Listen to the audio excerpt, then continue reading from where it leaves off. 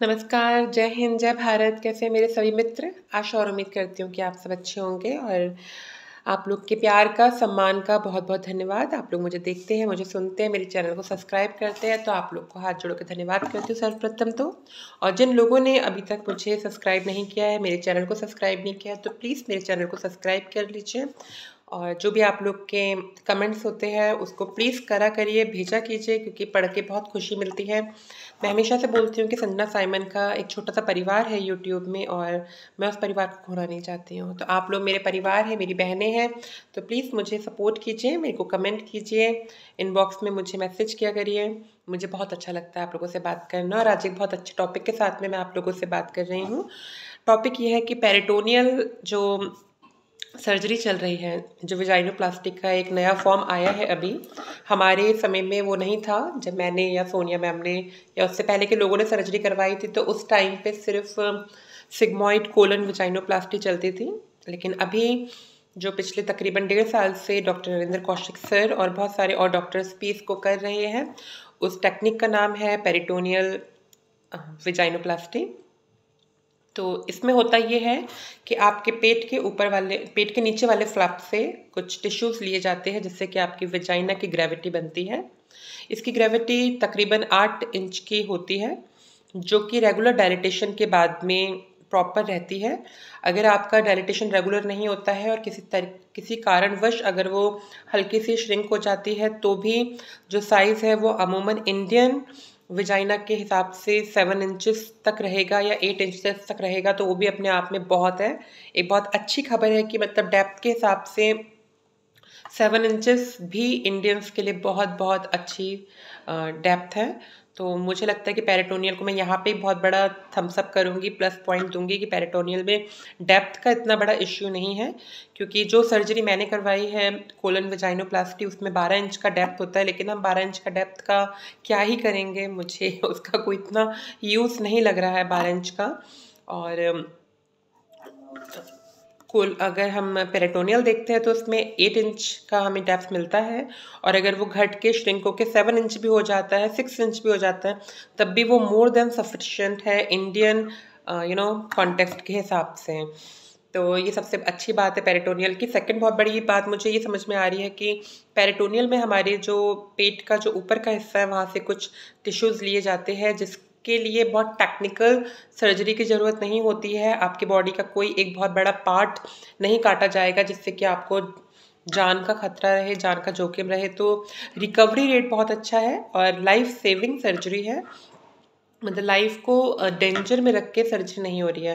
जैसे कि सिग्मॉइड जब हम करवाते हैं, तो सिग्मॉइड में सबसे बड़ा खतरा होता है कि जो सिग्मॉइड जो आपको कोलन काटा गया है, जो आपकी बड़ी आंत को काटा गया है और दोबारा से उसको जोड़ा गया है, तो वो जो उसका हीलिंग होना, वो कितने टाइम बाद हील होगी, कितने टाइम बाद वो फंक्शन करेगी।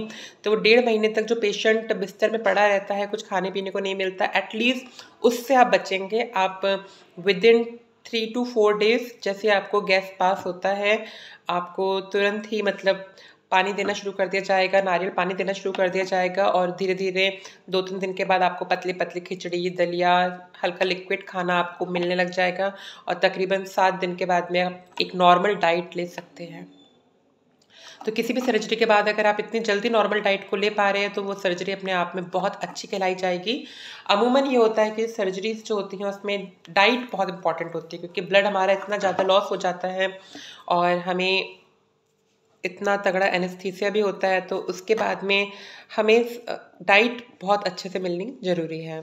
तो यहाँ पे पेरिटोनियल को एक और प्लस पॉइंट मिलता है कि आप पेरिटोनियल के साथ में बहुत जल्दी रिकवर हो जाते हो और आपकी डाइट भी स्टार्ट हो जाती है, और आप एक अच्छा खासा भारी खाना खा सकते हैं। मतलब हम लोग के समान नहीं कि लिक्विड पे रहना है 1.5 महीने तक, क्योंकि हमारी आंत कटी हुई थी, तो हमें बहुत ध्यान रखना पड़ता था हम क्या खा रहे हैं, उसको हम पचा पाएंगे नहीं पचा पाएंगे, कहीं हम लोग उसको इंडाइजेशन ना हो जाए, हमारी बॉडी में प्रॉब्लम ना हो जाए, कॉन्स्टिपेशन ना हो जाए। तो पेरिटोनियल में वो सब चीज़ें नहीं होती हैं। तो सेकंड ये बहुत बड़ा एडवांटेज है। थर्ड जो मुझे मालूम चला है, जो कि मैं अभी recently sir doctor Narendra Kaushik के यहाँ पे मिलके आई थी ऑलमे क्लिनिक में, और उनके स्टाफ से भी मैंने बातचीत करी काफ़ी इस बारे में। तो उन्होंने मुझे बताया कि जो सेंसेशन है वो तकरीबन बिल्कुल वैसा ही है जैसा सिग्मॉइड में होता है। और मेरी अपनी एक फ्रेंड से भी बात हुई है जिसने कि अभी 1 साल पहले पेरिटोनियल करवाया था। उसने भी कहा है कि हाँ, सेंसेशन बहुत अच्छा है और वो ऑर्गेज़म फ़ील करती है, वो डिस्चार्ज भी होती है और वो जब फ़िंगरिंग करती है या मास्टरबेट करती है तो भी उसको बहुत अच्छा सेंसेशन होता है। जहाँ तक रही शेप की बात, तो शेप देखिए भले ही कोलन वेजाइनोप्लास्टी हो चाहे पेनाइल इन्वर्जन ये सर्जरी हो या फिर आपका पेरिटोनियल वेजाइनोप्लास्टी हो, शेप जो होता है वो फर्स्ट टाइम में कभी भी सेटिस्फैक्टरी नहीं होता है। ये अलग बात है कि मतलब मुझे अपने शेप से इतनी प्रॉब्लम नहीं है, I am happy with my shape. और जो भी फ्रेंड्स मुझे मिलती हैं तो मैं अगर उनको अपना फ़ोटोग्राफ या वीडियो दिखाती हूँ उसका, तो सब लोग को वो अच्छा लगता है, सब लोग को सेटिस्फैक्टरी लगता है। लेकिन किस्मत की बात है, लक की बात है। 99% लोगों को टचअप की ज़रूरत पड़ती है और टचअप का दिमाग में लेके चलिएगा पहले से। अगर आप सर्जरी करवाने आ रहे हैं तो किसी प्रकार की भी आप सर्जरी करवाएँ, आपको टचअप के लिए भी एक सफिशिएंट अमाउंट रखना बहुत ज़रूरी है। आपकी सर्जरी होने के 6 महीने के बाद आप टचअप करवा सकते हैं। टचअप में डॉक्टर सर जो होते हैं वो आपसे सिर्फ एनेस्थीसिया के डॉक्टर का पैसा लेते हैं, आपसे पूरी फ़ीस नहीं ली जाती है। वो फर्स्ट टचअप जो होता है वो फ्री होता है आपके सेक्स रीअसाइनमेंट सर्जरी में।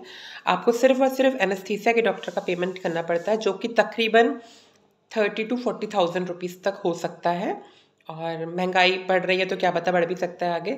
अदरवाइज़ 30-40,000 रुपीज़ आप पे करेंगे और आपको बाहर से भी आपके वजाइना को जो है एक टचअप करके जो एक्स्ट्रा मांस लटका हुआ होता है या खाल लटकी हुई होती है उसको शेप दे दिया जाता है खूबसूरत सा। तो शेप जो है वो दोनों ही सर्जरीज़ में सेटिस्फैक्टरी नहीं होता है। फर्स्ट टाइम पे आपको टचअप की ज़रूरत पड़ती है।